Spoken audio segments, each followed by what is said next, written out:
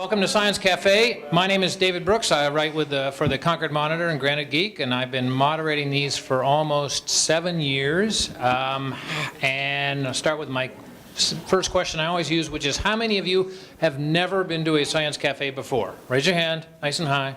That's not bad. Okay, so I'll give you the quick history. Is it was started by that woman back there with the microphone, Sarah Eck, and another guy named Dan Marchek. They both basically thought this would be a neat thing to have, and it wasn't around, so they independently ran into each other and started it up. We started up here, as I say, almost 7 years ago, moved to Nashua, and now expanded. It is still in Nashua. And since then, another one has started in Manchester that's run by Sea Science Center. And there's also one out in Portsmouth now. That's actually tomorrow night they're having one. You can find out more about them all on our website, sciencecafenh.org. And so the way this works is we choose a topic that's hopefully of interest to people in New Hampshire, find a couple, 2 or 3 experts, knowledgeable, wonderful human beings who will come and work for free, and have them come here and they answer questions. So what I'm going to do is I'm going to have them introduce themselves. I'm going to ask the first question, and after that it's up to you to ask questions, and if you don't ask questions, it's really boring. This is filmed by ConcordTV, the cable access channel, so if you want to be disguised, put your coat over your head or something, and it will be online so you can show it to people afterwards. I have a sign-up sheet by the front door, which is for the newsletter that we have. Actually, I'm sorry, the email list for Granite Geek, so we'll notify you when the next one is and let you know. I also will put you on the newsletter for the Granite Geek newsletter that I do for the Concord Monitor, which is tech stuff. And if you don't like it, you can unsubscribe really easily. Does it tell all the locations, activities, or you have to go on the site? Yeah, you have to go on the site. I mentioned here in Nashua because we're the 2 Science Cafe New Hampshire. I sometimes send out, frankly, I did send out for the Piscataqua, which is the one in Portsmouth. I sent that out because they happened to send it to me. And sometimes I send it out for Sea Science Center too, but I don't run those 2.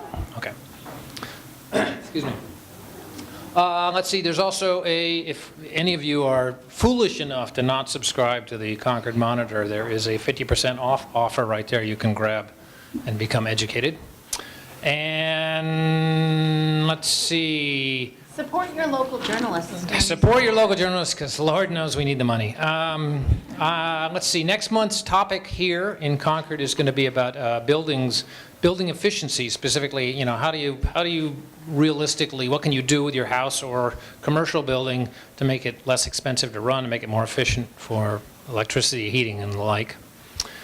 And I'm not sure what the topic is in Nashua, but if you check the website, you can find out. And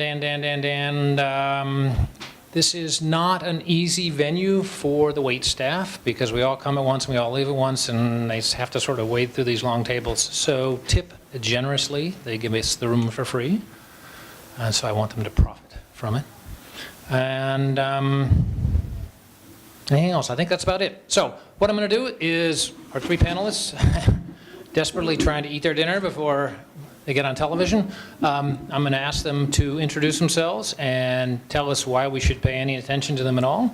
And then I will ask the first question, and after that we will go to you. So they have 1 microphone, so you get to start. All right, well, you're here, so you have to listen. So that's, my name's Brenda Quinn. I'm a licensed psychotherapist. I currently have a private practice in the Kentucky area and have for about 6 years. But prior to that, have done the professor gig and the administrative gig. And this is by far my favorite, but also a lot of speaking on parenting, neurology, applications of neurology to behavior, particularly with teens and youth, because that's an area of exciting new information that we can make good use of, I think. And I'm really excited to be here, so thank you. Actually, I did forget one thing, and this is going to apply to all of you when I bring the microphone around. When you have a question, raise your hand. We'll bring a microphone, Sarah or I, and have the microphone closer to your mouth than you think it should be. Pretend you're eating pretend you're eating an ice cream cone to a certain extent. Sorry. Hi, I'm KJ Dell'Antonia. I live in Lyme, New Hampshire. I'm a freelance writer, and I've spent most of my recent career at the New York Times, where I ran a blog called Motherload, which later turned into Well Family. I'm still a contributor with the Times, although I'm not editing at the moment, because I've been working on a book, which will be out later this year. It's called How to Be a Happier Parent. And it's got too many P's in it for the microphone. Lesson learned. Hi, I'm Jess Leahy. I'm also from Lyme, New Hampshire. Woo! And actually, KJ used to be my editor at the New York Times. I had a column there for 3 years called the Parent-Teacher Conference. And I've been a teacher for 20 years. I still teach actually in Vermont. And I have a book called The Gift of Failure that came out a couple of years ago about how to help kids learn from mistakes and errors and why it's important and all of that kind of fun stuff. And I write for The Atlantic and on and off for a couple of other outlets as well, and sometimes down here on NHPR. So, thank you. All righty. Boy, you guys are good. Usually I have to shut people up when they start talking about themselves, so that's good. So, first question. And the question, this is Science Cafe. So the question is, how much science is there in the advice you get about how to raise children? So there is some science out there, and then there's some social science. So an interesting thing about parenting, man, P's are going to be tough. I'm going to have to take a P lesson. I don't know how I'm going to do this. Okay. So there's multiple kinds of research out there about parenting. There's the stuff that has the actual data behind it. Vaccines have data behind them. Whether or not your child has any likelihood at all of going to college on a sports scholarship, that has data behind it. Those are actual numbers, and when it comes to stuff like that, I think it's, we should pay attention. A lot of the research we see reported falls more into a sociological research category. So it's 50% of parents don't know how to put their child in a car seat. That might not be a good example. It's about whether or not people get enough sleep and whether or not they're happier when they have dinner together and whether or not having that dinner together helps kids to succeed more or get better grades or be less likely to be addicted to drugs. And when it's that kind of research, the discerning parent and reader will look at where it's coming from. So you can get academic research studies that are really well done and thoughtful and have a reflective of the population group of people behind them. And then you can have your sort of funded by Disney studies about vacations, and sometimes they're reported in exactly the same way. And another thing to look at is who the information is coming from. If teenagers are telling you that having family dinner has made a big difference in their lives, you might want to look at that pretty closely. If parents are telling you that having a family dinner has made a big difference in their teenagers' lives, you want to ask yourself some questions. Similarly, if teens are telling you how much time they're spending on their cell phones, might be accurate. If parents are telling you how much time their little kids are spending on their iPads, not unless they've got numbers and tracking devices on those iPads. So yeah, there's science and there's research out there, but the important thing is to look at what is out there. Want to add? Yeah. So the research that I'm currently really interested in is research on outcomes. What affects kids? What happens to kids in their young lives that may or may not have an eventual impact on their overall health, their well-being? Sort of, there are these wellness indicators of how we do after we grow up. And there is, if you look at certain studies, for example, like the CDC and Kaiser Permanente a bunch of years ago looked at how we were treated as children and whether or not we grew up in a house where someone was addicted or where there was abuse or whether or not one of the parents was imprisoned, and then looked at those kids, asked people to self-report, back on their childhood and talk about the things that they had grown up with, and then looked at outcomes and said, oh my gosh, look at this. It looks like we have a list of about 10 things that if you experience those as a child, they're called adverse childhood experiences or ACEs. If you experienced those things, those have an impact on your long-term wellness, whether that's your own, the possibility that you're going to either have a heart attack at a young age, or you're going to be obese, or you're going to end up being an addict yourself. So there's stuff like that, and that's a huge study. The ACEs study is enormous. And there were a few waves of it. So we can then look at studies like that while keeping a critical eye on confounding topics like, wealth and having two parents in the household and say, oh, okay, well, we can take a guess at, if this child has experienced abuse as a child, then they're probably less likely to have a good outcome. And some of that's about parenting and some of that's not. So I think some of the stuff that I'm going to be talking about this evening is extrapolating parenting research from other areas, whether that's healthcare or business even. There's lots of places where we get our information on parenting, and not all of it is straight from studies on parenting itself. I think to just build on that, because I agree with pretty much everything they're saying, but there's also, in the mental health field, a use for a lot of current opportunities and abilities that we haven't had in the past in terms of looking at the brain, looking at biopsychology, neuropsychology, integrating them with a lot of the data that we've had from the past that they're mentioning. And the exciting opportunity as a clinician, but I think also as a parent, is to take things like Erickson's theory, for example, or Piaget, and now we can actually watch the brain doing it. And we're going to take it to even a next level when we begin to the Human Genome Project and begin to look at how do genes get turned on and off, and can we be engaged in participating in doing that? So it's the concreteness that we're getting to in terms of being able to watch the brain and the body work, and all of these pieces of research integrated into that is really exciting. As a practitioner, it's thrilling because it allows me to be much more strategic in my recommendations, and then we will be able to collect much more concrete data on whether or not we have been effective. We already can do that. And we'll probably talk about some of that data as we go through. But so to build on that, I think that some of the concrete science that's coming out now, number one, I'm excited about how it affirms things that Erickson said, and even Freud. It goes back and affirms a lot of things we've known anecdotally, and even scientifically. But where that's going next is pretty exciting, and I think for parents, it's useful to become a good consumer of that information and notice how to digest it with that skepticism, but also notice what's useful and what can be put to use. Excellent. Oh, there definitely were some genes in my kids that I would have loved to have turned off, but anyway. Got one here? Okay, start here. I have a 25-year-old daughter, and what I notice in that generation is that the anxiety level is excessive, and I don't remember seeing it prior to that, and maybe I wasn't aware of it. Her feedback to me was 24-hour news, Facebook, MySpace, then Facebook, constant criticisms and critiques, and are you popular? So the question is am I truly seeing that there's a significant change, that the anxiety of our youth is it's off the charts? The second part is, how is therapy keeping up with that? Yeah. Because my experience was they didn't tend to want to teach her cognitive skills, and it took too long to get them there. Without medicating them, is therapy keeping up with the teens? And that's a lot of loaded questions, but first I will say that statistically speaking, and this is some of the newest statistics that are out, they're placing, in a recent study, placed in age between the age of 12 and 17, 36% of girls tested as meeting the criteria for anxiety disorder.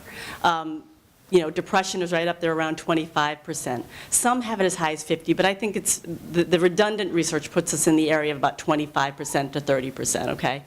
And that means meet the criteria over a period of time for depression and meet the criteria for anxiety. That being said, it is all of the above that you're talking about, but a lot of what you talk about in your book, and I think you'll address this when you speak, is there's a hardening off process that allows kids to be available to the experience of anxiety and not identify it as catastrophic or I can't handle, I can't figure out. And I believe that there's some challenges in the way we're allowing kids to harden off. We're not allowing them to create the skin and the resilience necessary. There's cultural reasons for that, there's parenting reasons for that, but they're not having those opportunities. And that additionally is met with this intense experience of constantly being on, constantly being judged, Judgment and comparison are death of happiness, and they're so woven into our culture right now. And the stim that represents for the brain, and the screen stim, and how that actually changes the brain, we notice is particularly unhealthy. And I think neurology and functional MRI and other tests, the EEGs and MEGs, things like that, are going to show us actual changes in the brain related to this. But we're already seeing it clinically, and we have been seeing it for quite some time coming on. When I was teaching as a professor, one of the activities that I would have my class do is they could do 1 hour of being quiet, doing nothing, no music, no nothing, just sit. You can go for a walk, but just be for an hour, or you can write me a 5-page paper. And I gave them a list of topics. How many do you think chose the paper? Almost half, half of them chose the paper, and then probably only a third of them got to the hour. Most of them didn't even get to the hour. I shortened it to a half an hour the year after. Still, could not get kids to that place. We have great science on mindfulness and how profoundly, well, I'll expand on that later, but mindfulness and how calming and bringing the brain to that peaceful, non-judgment, non-what's going to happen in the future, not what's happening in the past place, and how that's an exhale for the brain and a healing place for the brain. And they're not getting it. They're not getting sleep, which is also a place where we consolidate and we deal with things. So there's a lot of components. It's complicated, and I don't want to blame it on just social media, because everything is a double-edged sword. But certainly as parents, I think we very much need to be concerned about this. I would have to say probably a half to 2/3 of the referrals I get are anxiety-based situations, and very redundant to one another. So. I can add from the education perspective. So I've been teaching, like I said, almost 20 years, and I've taught in hoity-toity private schools, and I've taught in, right now I teach kids who, for the most part, come from pretty desperate backgrounds, and the level of anxiety in school has escalated. It used to be that, we'd have perfectionist kids, and that was kind of a compliment to say you have a perfectionist kid, and now it sort of teeters over into, and of course, this is, when I talk about stuff like this, you have to understand that what I'm offering you is anecdotal evidence, which is not science. This is like my experience as a teacher, my 20 years of experience as a teacher in a very limited scope. But I also travel around the country. I speak at lots and lots of schools all around the country on topics related to the book. And I talk to probably, tens of thousands of kids and at least 1,000 teachers a year, probably closer to 2,000 teachers a year. And increasingly the concerns they have are around anxiety. How do I get kids to stop spiraling? There's great research on the benefits. I talk about this a lot. There's great benefits on the research around giving kids the opportunity to write down their anxiety before something like taking a test or before doing something they think they're going to be bad at. If you give them a chance to write about or talk about their anxiety, it can lower their anxiety. But I think it says something about the fact that so much of our efforts as teachers are now around how do we help reduce kids' anxiety rather than, how do we have the most effective teaching methods. It's a big topic of conversation among teachers. There is, just to sound a more encouraging note, there's definitely some research starting to appear that as kids grow up more with the same social media as it's been a constant in their lives the entire time, it's not, this is so borderline, it's just like just starting to appear, but there's some suggestion that the anxiety of that constant being on stage that you talked about is going to lessen as it becomes just such a part of life. It's going to be sort of the equivalent of, and people genuinely did. Well, we think we're very anxious because these telephone things, people can reach us all the time. And it's like we're constantly on call to our bosses and our moms. And, we got used to it. So there's a sense that people are going to get used to, and also that there's just going to be so many pictures of so many teenagers out there that The new norm. Exactly. It's the new norm. Part two of your question, what we're doing about it, to build off what you're saying, I think the important thing is throughout all the changes that we go through culturally, all the years, there's a great summary of that in the book, but really it's about having kids walk into life with the armor of, I can handle, I can figure out, I'm not alone. It's integrating a messaging that takes them through all of these things. And the reality is, it's social media now, it'll be something else later, but we need to create opportunities for them to gain the resilience and the messaging and the internal messaging that allows them to digest the world through a lens that is healthier. You know, I will ask kids, if you see a group of kids over there, you know, you walk into the room, they all look at you, and then they turn and they talk. What do you think they're saying? What do you think kids say? Something bad. They're saying something bad about me. And I said, well, why wouldn't you choose to think they're thinking you look awesome, or wow, that's a really smart kid, or whatever. You know, we have a negativity bias neurologically. We always have. So it's really creating a healthy neurological, I think, template for kids to see the world through that is their best defense going forward. And you build that and it greets anything, including social media, and it allows them to handle that. So. Yeah. One thing real quickly is that, so one of the things I talk about in my book is what directive parenting seems to do to kids. Directive meaning like, here, sweetie, let me give you all the instructions and do this. Okay, now do this. Okay, now do this. There's a woman in the book that I quote, her name is, I quote her research, her name is Wendy Grolnick, and she does research on how directive parenting versus the other kind, the more sort of autonomy supportive parenting and giving kids more free rein to sort of make their own decisions. It seems that when we're more directive with kids, especially when they're really, really young, they never develop this sort of emotional wherewithal to deal with frustration. They, in the research, it looks like, you know, if we put a kid and a parent in a room together and the parent is there sort of directing the kid's behavior, and the next time they come back to the lab, we separate them so that the kid and the parent aren't together. The kid who has the really, really directive parent, the parent who told them how to do everything in every step of the way, when that kid gets frustrated, they are more likely to give up. Actually, they're a lot more likely to cry, give up, and not be able to complete a task. Kids who have parents who have given them the opportunity to get frustrated and not rescue them, but be supportive. Say, why don't you think about that from a different angle, or why don't you try this, or, you know, but don't give them the answer.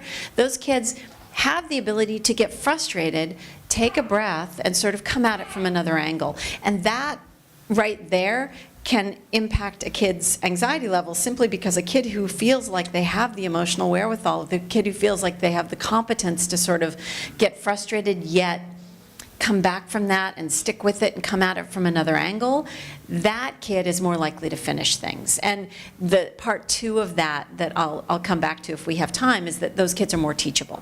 Kids who don't have the emotional wherewithal to be frustrated can't benefit from some of the most effective tools I have as a teacher, and by extension, as a parent. So if I'm concerned with kids learning, as I tend to be, I would almost always rather teach a kid who's had the ability to be frustrated and is able to deal with their frustration and not fall apart when they get a little bit frustrated and anxious when faced with a task that's difficult for them. I just want to say that that's good research, what she's talking about, because they had the kids come in with the parent, and then they had the kids come in without the parent. And when you see a research study like that, the results are really interesting. You know, as a journalist, a big part of my job has been reviewing and reading so many research studies. That's good stuff. So when you see them that are like that, those are the ones you want to perk up your ears and go, all right, I want to pay attention to that. Okay, let's have another question. Come on. All right, here we go.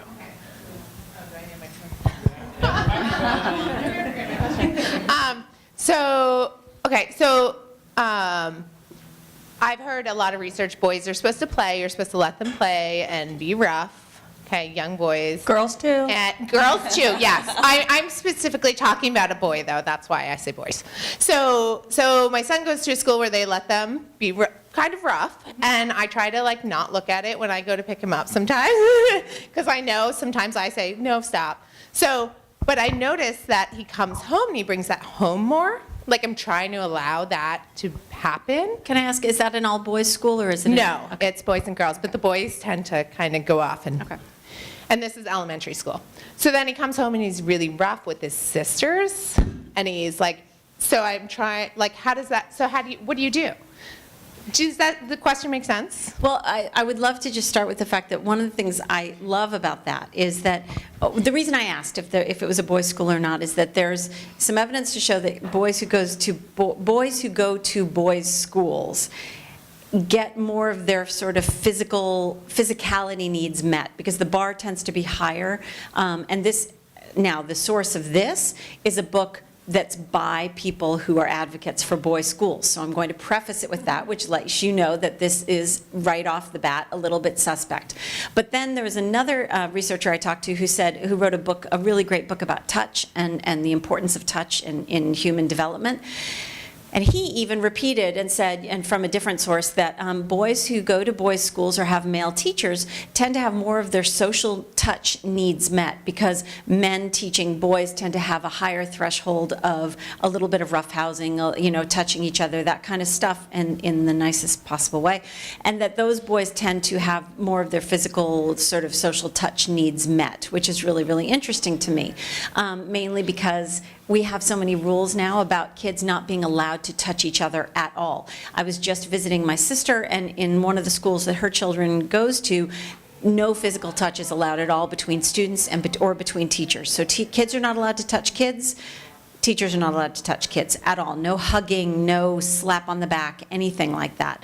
So I'm concerned about that. Now, for the middle ground, which is what you're talking about, I think this is an opportunity for some really, really great conversations. I mean, I think rather than coming at it from we need to change the rules, or we need to bar touch, or we need to do whatever, I think the first thing we should think about doing is acknowledging this is a great opening for a conversation about what is too much and what's not only with the person doing the roughhousing, but with the siblings of the roughhouser, because it's going to be incredibly important for those kids. I think you said his sisters?